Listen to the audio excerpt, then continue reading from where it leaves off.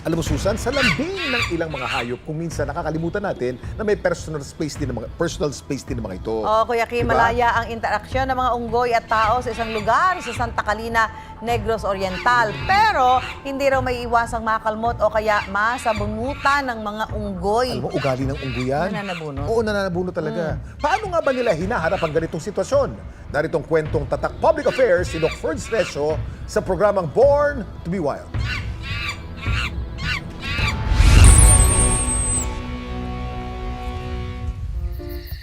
Sa Santa Catalina sa Negros Oriental, unti-unti nang nagsilabasa ng isang grupo ng mga unggoy.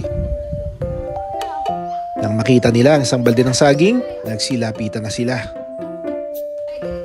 Kanya-kanya na sila sa paghablot ng saging. May bonus rin na mangga. May ilan na ayaw mag-share ng pagkain. Pero may nakikihating kapatid naman sa mas maliit na unggoy. Sa kabilang parte, nakamasid ang isang grupo ng unggoy. Hindi sila nakikiagaw sa kabilang grupo. Sa santuaryong ito, respetado ng dalawang grupo ang boundary ng isa't isa. Parang pag nandito sila dalawang grupo, yun, dyan lang sa gitna. Pag pinakain mo yung isang grupo doon, yun, hindi lalapit doon. Ilang saglit pa, dumating na ang kanilang bisita. Kanya-kanya na sila ng pagsampa sa mga turista. Pero syempre, ang pakay nila, pasalubong ng saging. Sa sanktuaryong ito, malaya ang interaksyon ng mga unggoy at tao. Pero bago pa man mahanap ang sanktuaryong ito, dati raw pinapatay ang mga unggoy sa tuwing napapadpad sa bukid.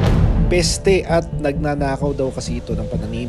Para maiwasan ito, isang residente ang nagbigay ng kanyang lupa para may matirhan ang unggoy.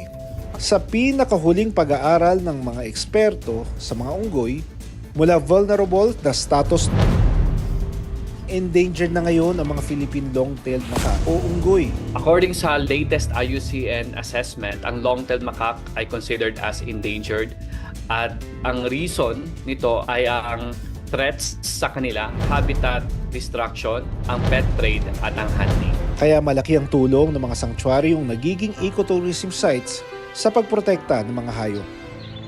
Ganito mismo ang naging silbi ng Mambucal Resort and Wildlife Sanctuary para sa mga kabog o flying foxes sa Negros Occidental. Nakabitin sa matataas na puno ang naglalakihang kabog o large flying foxes. Dito, mahigpit na binabantayan ang paglapit at paghawak sa mga wildlife. Madalas kasi na may nalalaglag na kabog sa lugar na ito. Ngayong araw, hindi ko inaasahan na may maabutan akong kabog na nahulog mula sa puno. Kaya medyo mahina nga siya, no? It will attempt to fly. Since it's not doing it, talagang mahina siya. Something's wrong with the leg. Kasi usually, upside down ito eh. Bakit hindi siya makasabit sa pailalim? Hindi rin siya agresibo at hinahayaan lang akong suriin siya. Akala ko, kaya nalaglag dahil mahina. Pero nung tinignan natin, in-examine natin ganyan, hindi naman. Tinabi lang dito sa isang puno for it to collect its bearings. And then let's see later kung makakalipat siya ulit. Dahil hindi makalipad, inilipat na muna siya ni Biboy sa lugar na malayo sa mata ng mga tao. Malaki ang papel ng mga ecotourism sites sa pag-conserve ng natural na habitat ng mga wildlife. Sa pagliit ng mundong ginagalawan ng mga hayop, ugaliin pa rin irespeto ang espasyo nila. Huwag silang basta-basta hawakan at huwag rin silang huhulihin kung hindi naman kailangan. Ika nga, keep your distance para sa mapayapang pamumuhay ng mga tao at hayop sa iisang lugar.